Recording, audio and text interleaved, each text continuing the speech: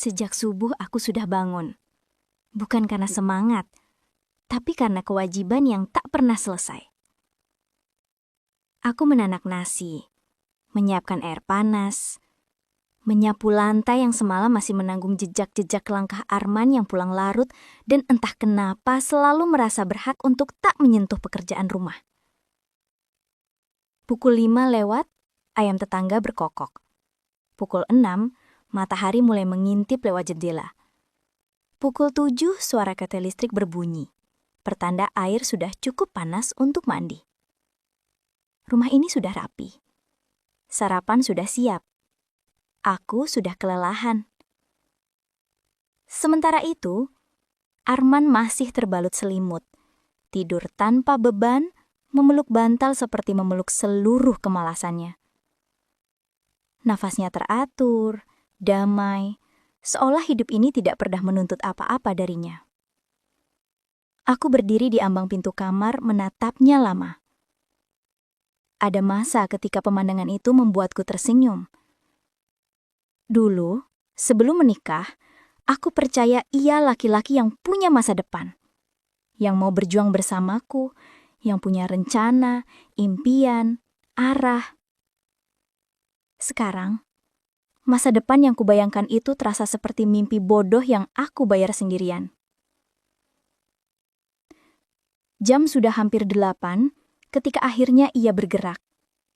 Perlahan seperti manusia yang baru sadar bahwa dunia nyata masih ada.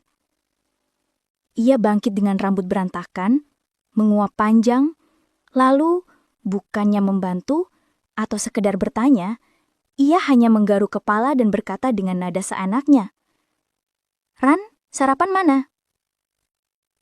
Bukan selamat pagi, bukan kamu capek ya? Bahkan bukan terima kasih.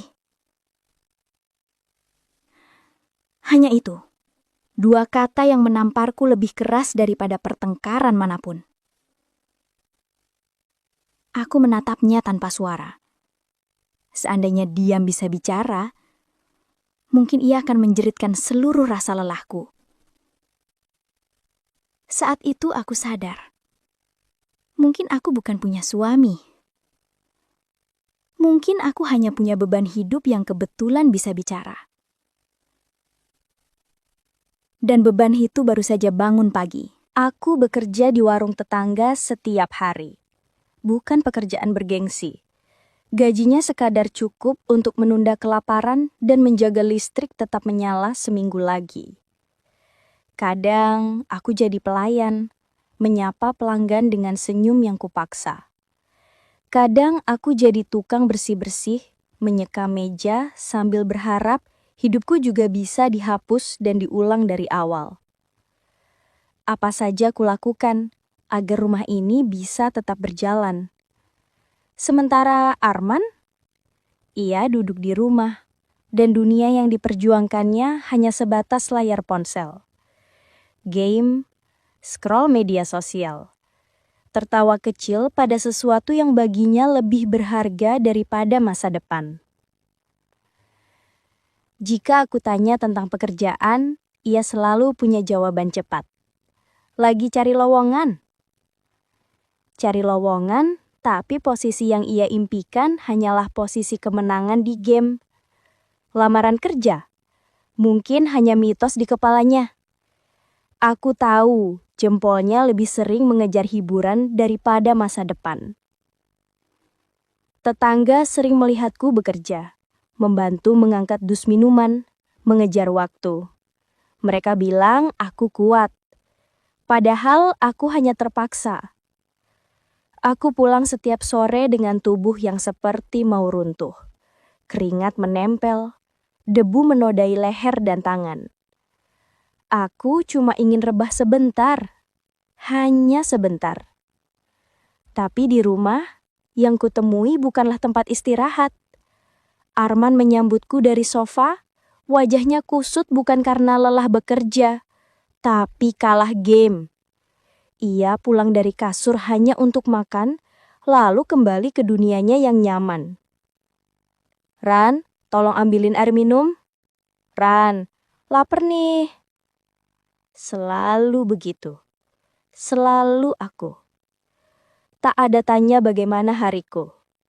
Tak ada terima kasih. Hanya tuntutan kecil yang terasa seperti batu besar yang menimpa batinku. Kadang aku bertanya pada diri sendiri. Aku ini istri atau pelayan tak bergaji? Dan ketika malam tiba, aku terbaring di kasur yang sama dengannya.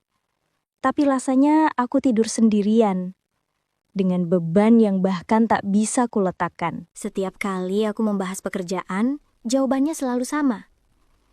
Kadang ia menghela napas panjang, pura-pura bijak. Di luar lagi susah cari kerja. Kadang ia memasang wajah tersinggung. Atasan pasti nyusahin. Kadang ia bersikap realistis, atau lebih tepatnya menyamar sebagai realistis. Gajinya kecil, gak sebanding sama capeknya. Dan ketika semua alasan sudah ia pakai, ia akan memberikan alasan paling jujur dalam kamus malasnya. Aku lagi ngamut.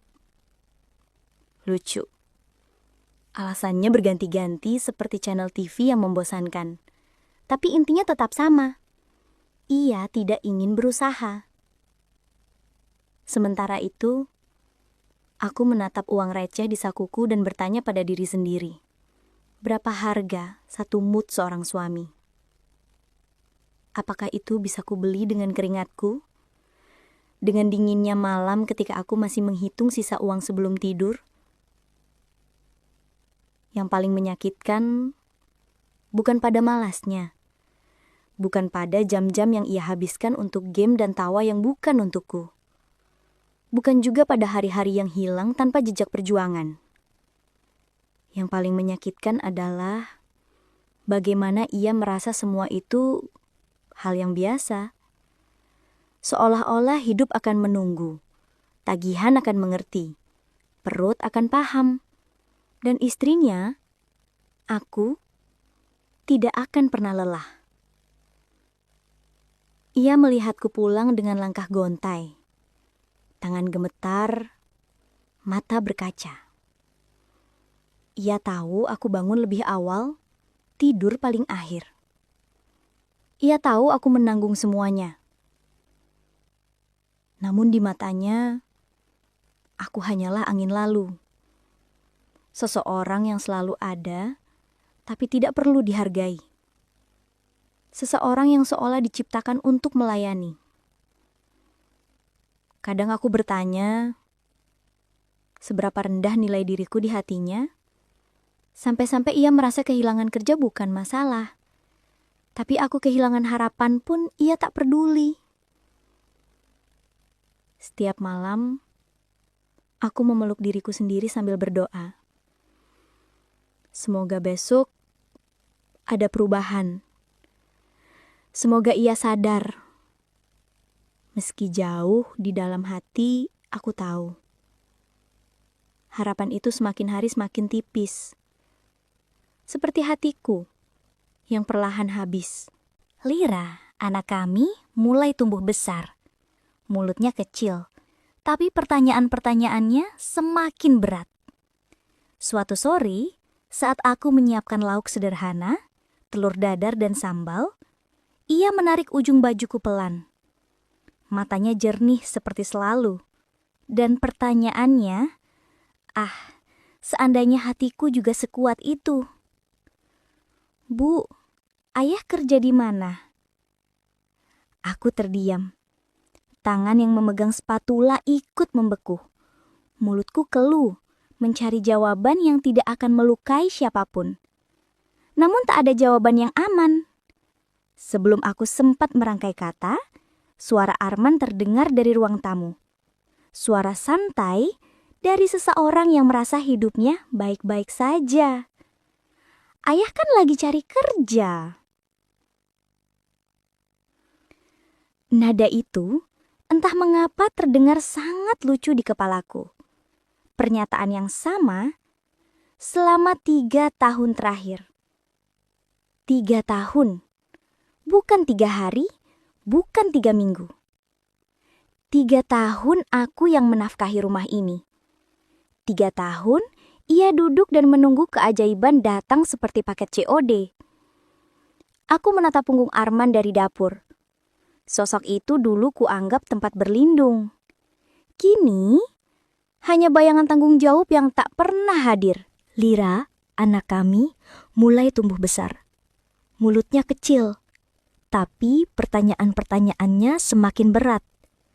Suatu sore saat aku menyiapkan lauk sederhana, telur dadar dan sambal, ia menarik ujung bajuku pelan. Matanya jernih seperti selalu. Dan pertanyaannya, seandainya hatiku juga sekuat itu. Bu, ayah kerja di mana? Aku terdiam. Tangan yang memegang spatula ikut membeku. Mulutku keluh, mencari jawaban yang tidak akan melukai siapapun. Namun tak ada jawaban yang aman. Sebelum aku sempat merangkai kata, suara Arman terdengar di ruang tamu. Suara santai dari seseorang yang merasa hidupnya baik-baik saja. Ayah kan lagi cari kerja. Nada itu, entah mengapa terdengar sangat lucu di kepalaku. Pernyataan yang sama, selama 3 tahun terakhir. 3 tahun, bukan 3 hari, bukan 3 minggu. 3 tahun aku yang menafkahi rumah ini. 3 tahun ia duduk dan menunggu keajaiban datang seperti paket COD. Aku menatap punggung Arman dari dapur. Sosok itu dulu kuanggap tempat berlindung. Kini, hanya bayangan tanggung jawab yang tak pernah hadir. Aku melihat ke arah Lira. Ia menunduk. Jari-jarinya menggenggam baju sekolahnya yang lusuh. Anak kecil pun tahu apa yang orang dewasa pura-pura tidak lihat. Bu, kenapa ayah nggak pergi pagi-pagi kayak ayah teman-teman Lira? Suara itu lirih, takut menyakiti. Aku menelan perih yang mengalir sampai ke dada. Bagaimana menjelaskan bahwa ayahnya bukan pahlawan keluarga? Bahwa ayahnya sedang berperang hanya dengan satu musuh. Kemalasannya sendiri. Aku jongkok dan menyentuh bahunya. Ayah sedang mencoba, nak. Kataku berbohong untuk kebaikan yang sementara. Tapi di mata Lira, aku melihat sesuatu yang Arman tidak pernah lihat. Kekecewaan kecil yang tumbuh setiap hari. Dan itu menakutkan.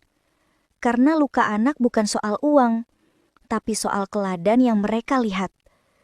Malam itu, ketika Lira sudah tidur, aku memandangi wajahnya. Aku berdoa ia tumbuh menjadi berbeda. Tidak seperti sosok di ruang tamu yang kini mendengkur dengan ponsel masih di tangan. Aku mengusap rambut Lira. Fajar di pikiku jatuh sebagai air mata.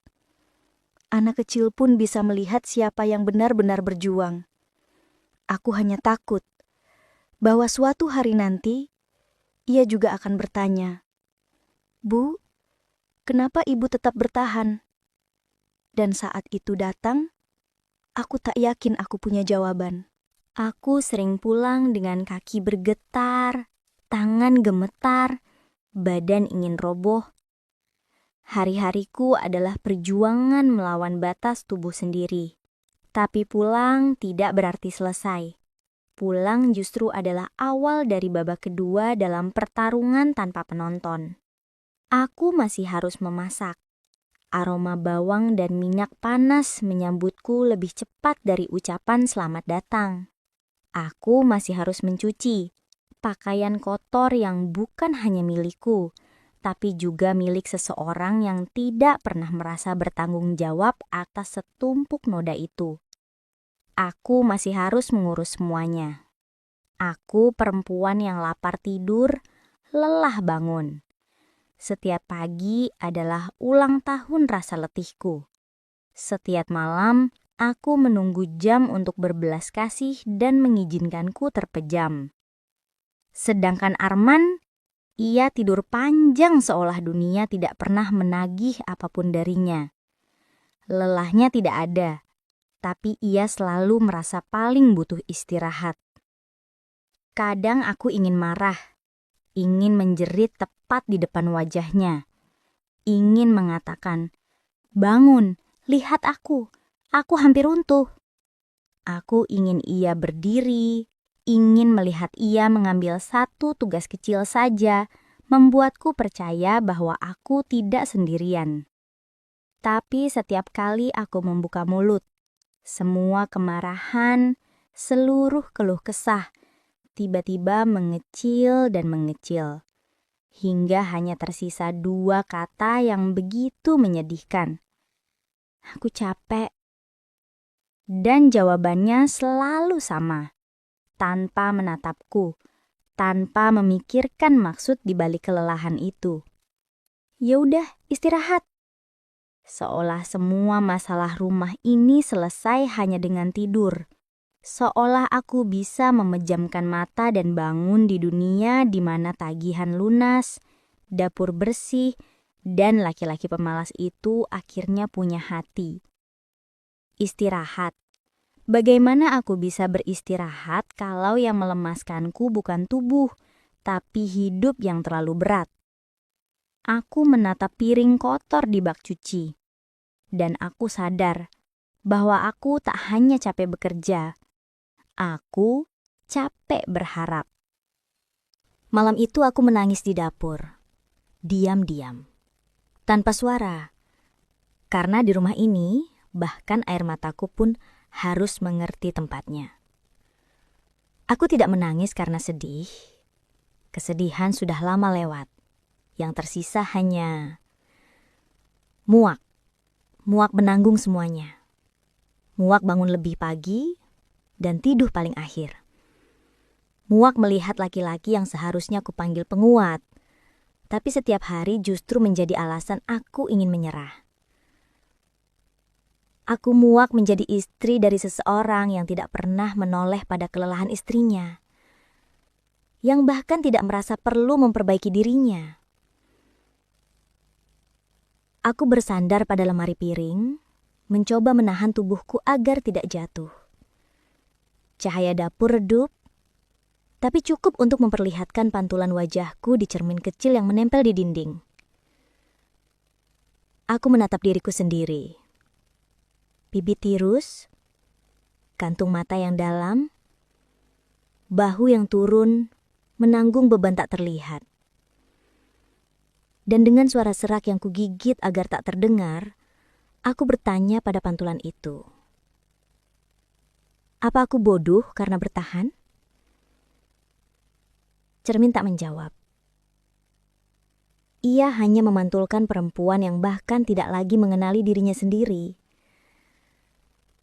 Perempuan yang pernah bermimpi bahagia, perempuan yang pernah percaya pada cinta, perempuan yang kini hanya berjuang untuk tetap waras. Mataku berkaca, lalu jatuh lagi. Tapi bukan air mata ini yang membuatku sesak, melainkan kenyataan bahwa aku menangis sendirian. Dan tidak ada seorang pun yang peduli. Aku menutup wajah dengan kedua tangan. Aku tidak takut pada kesepian. Aku hanya takut Lira melihat ibunya hancur dan mengira itu hal yang wajar. Aku menghela nafas panjang, tapi setiap nafas terasa seperti beban yang semakin berat. Cermin tidak perlu bicara. Wajahku sudah menjawab semuanya lebih dulu. Aku terlalu lelah, terlalu sendirian. Terlalu lama berharap pada seseorang yang bahkan tidak berharap pada dirinya sendiri. Dan untuk pertama kalinya sejak menikah, sebuah pikiran kecil muncul di kepalaku. Apa aku lebih bahagia jika tidak lagi bersamanya? Pagi itu, aku pulang lebih cepat dari warung. Aku berharap, meski kecil, bahwa mungkin hari ini ada perubahan kecil yang Arman lakukan. Satu piring dicuci, lantai disapu, atau setidaknya kasurnya dirapikan. Tapi harapan itu langsung runtuh begitu aku menginjak ambang pintu. Rumah berantakan. Baju-baju berserakan, bekas bungkus makanan di meja, gelas kotor seakan menumpuk marah. Dan Arman terbaring nyaman di sofa, selimut menutupi setengah badan, mendengkur ringan seperti bayi yang tidak tahu apa-apa tentang dunia. Aku diam beberapa detik. Bukan karena tidak tahu harus bereaksi apa, tapi karena aku sedang berusaha menahan diriku supaya tidak meledak. Aku meletakkan tas kerja. Suara tas itu membentur meja. Pelan tapi penuh makna. Aku menatapnya dan akhirnya kata-kata yang selama ini kutahan keluar dengan getir. Man, sampai kapan aku yang kerja sementara kamu tidur? Ia terbangun. Mengusap wajahnya, tampak kesal bukan karena salah, tapi karena aku membangunkannya. Seolah tidurnya lebih berharga dari kelelahan istrinya. Dengan suara yang penuh pembelaan diri, ia menjawab, "Kenapa sih kamu selalu nyalahin aku? Aku kan lagi proses." Proses. Kata itu seperti pisau tumpul yang terlalu sering ia pakai untuk mengiris logikaku.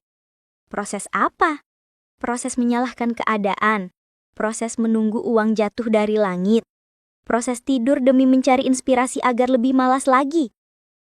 Dan untuk pertama kalinya dalam hidupku, aku memutuskan untuk tidak lagi menelan pil sabah itu. Aku membentak. Suara yang bahkan mengejutkanku sendiri. Proses apa? Proses malas. Aku tidak pernah mengira aku mampu bersuara sedemikian keras. Kata-kata itu melompat dari dadaku setelah 5 tahun dikurung rapat. Rumah itu hening seketika. Seolah dinding pun menahan nafas. Bahkan jam dinding terasa berhenti berdetak. Arman menatapku, terkejut. Bukannya merasa bersalah, ia tampak tersinggung. Seolah aku baru saja mengusik kenyamanannya. Padahal kenyamanannya itulah yang telah menghabiskan seluruh tenagaku. Beberapa detik itu terasa seperti jurang yang muncul di antara kami. Jurang yang selama ini hanya kupandangi dari jauh. Tapi kini, aku sudah berada di tepinya. Dan aku tidak tahu, apakah aku masih ingin mundur dari sana? Malam itu, Arman duduk di kursi ruang tamu. Kursi yang biasanya menjadi singgasananya untuk rebahan sambil bermain ponsel. Tapi kali ini ia berbeda. Ponsel tidak ada di tangan, tidak ada tawa, tidak ada keluhan. Ia hanya menatap lantai, seperti seseorang yang baru sadar bahwa hidup sedang menatap balik. Aku sedang mencuci piring di dapur ketika ia berbicara. Suaranya pelan, seperti takut pecah. Aku sadar aku bikin kamu capek, Ran. Aku berhenti menggosok piring. Tanganku menggenggam spons lebih erat. Menahan hati yang tiba-tiba ingin kembali percaya. Tapi aku diam, karena aku tahu percaya terlalu cepat adalah bentuk lain dari menyakiti diri sendiri. Aku tidak langsung menoleh. Aku tidak berani menatap matanya. Aku takut melihat kebohongan lama dengan kemasan baru. Ia melanjutkan, lebih pelan lagi. Aku janji, besok aku cari kerja beneran. Kalimat itu bukan lagu baru. Aku sudah mendengarnya berkali-kali. Ia pernah mengucapkannya dengan marah, dengan santai, bahkan sambil menguap. Tapi malam ini, ada nada berbeda di suaranya. Seperti seseorang yang akhirnya melihat kehancuran yang ia ciptakan, dan sadar bahwa ia bisa kehilangan semua yang dulu ia anggap akan selalu ada. Aku menarik napas panjang. Janji adalah kata yang selalu manis di awal, tapi pahit ketika tidak ditepati. Aku menoleh perlahan. Arman tidak menatapku, tidak membela diri, tidak pasang alasan. Ia hanya terlihat takut, takut pada kenyataan, takut pada kemungkinan aku tak lagi memilih bertahan. Aku akhirnya berkata, pelan namun tegas. Aku sudah terlalu sering dengar janji itu. Arman menggigit bibir bawahnya. Untuk pertama kalinya, ia tidak membalas dengan alasan. Keheningan menyelimuti ruang tamu. Namun itu bukan hening yang nyaman, melainkan hening yang penuh kekhawatiran. Aku kembali mencuci piring. Air yang mengalir terdengar seperti suara waktu yang terus berjalan. Waktu yang tidak akan menunggu siapapun, terutama seseorang yang tidak mau berusaha. Di sudut ruangan, Arman masih menunduk. Malam itu, aku melihat sedikit perubahan. Bukan pada hidup kami, tapi pada tatapannya. Pertanyaannya hanya satu. Apakah itu ketakutan sesaat atau awal dari kesadaran yang benar? Aku tidak punya jawaban. Yang kupunya hanya hati yang sudah terlalu sering retak dan keinginan kecil untuk percaya sekali lagi. Namun sebelum tidur, aku berkata pada diriku sendiri, besok akan menjawab semuanya. Besoknya benar. Arman bangun saat matahari bahkan belum sepenuhnya muncul. Ia menyalakan lampu kamar mandi tanpa aku harus mengomel dulu. Aku hanya bisa memperhatikannya dari sudut dapur, sambil mengaduk teh yang hampir tumpah karena tanganku bergetar. Ia mandi, bukan sekadar membasahi rambut seperti biasanya. Ia merapikan rambutnya, mengenakan kemeja yang sudah lama tergantung tanpa tersentuh, dan sepatu yang bahkan sudah berdebu. Lalu, ia membawa map lamaran, menepuk dadanya sekali sebelum melangkah keluar. Tanpa kalimat manis, tanpa janji tambahan. Aku berdiri di jendela, menatap punggungnya menjauh di antara motor dan pedagang sayur yang lewat. Aku tidak berani percaya. Aku takut berharap terlalu tinggi, agar saat jatuh nanti tidak terlalu sakit.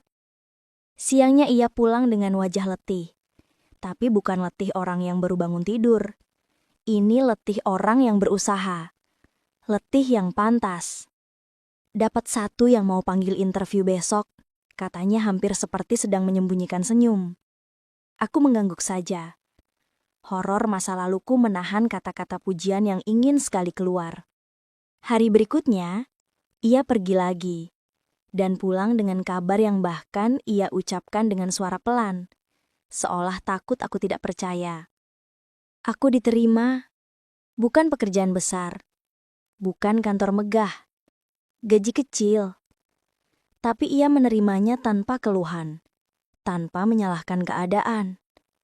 Malam itu aku duduk sendiri di dapur, memandang kalender penuh coretan tagihan. Tulang-tulangku seperti mendapatkan kembali separuh tenaganya. Untuk pertama kalinya dalam waktu lama, aku merasa tidak sepenuhnya sendiri.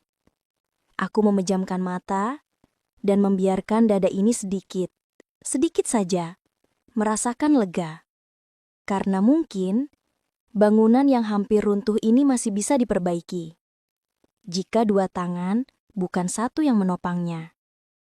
Malam itu, Arman pulang kerja dengan langkah berat. Bajunya berdebu. Wajahnya kusut oleh panas dan macet. Tapi ada sesuatu yang berbeda. Lelahnya nyata. Lelah yang datang dari usaha, bukan dari tidur sepanjang hari. Ia meletakkan tas kerjanya di lantai, menghembuskan napas panjang, lalu duduk di sampingku. Sesaat ia tidak bicara. Hanya menatap kedua tangannya sendiri, seolah sedang menilai hidupnya lewat garis-garis yang ada di sana. Lalu, suaranya pecah pelan. "Ran, aku minta maaf." Ia menelan ludah, menatapku dengan mata yang memerah. "Terima kasih, sudah bertahan selama aku nggak pantas dipertahankan." Kata-kata itu menyerangku dari arah yang tidak kusangka. Selama ini, aku menyiapkan diri untuk kecewa, untuk marah, untuk ditinggalkan oleh harapan. Tapi malam itu, air mata yang jatuh bukan karena sakit, melainkan lega. Aku menggenggam tangannya. Untuk pertama kalinya dalam waktu lama, aku tidak merasa seperti seorang istri yang berperang sendirian. Rumah ini belum tiba-tiba bahagia. Tagihan masih menumpuk. Upahnya belum cukup banyak. Aku masih harus hemat, masih harus kuat. Tapi sekarang, aku punya seseorang yang berjalan di sampingku, bukan ikut naik di pundakku. Bukan penonton di bangunan hidup yang hampir rubuh ini. Suamiku akhirnya menjadi partner, bukan penumpang. Aku menyandarkan kepala di bahunya, membiarkan kehangatan sederhana itu menyusup ke dalam hati yang hampir membeku. Karena bagi seorang istri yang terlalu lama berjuang sendirian,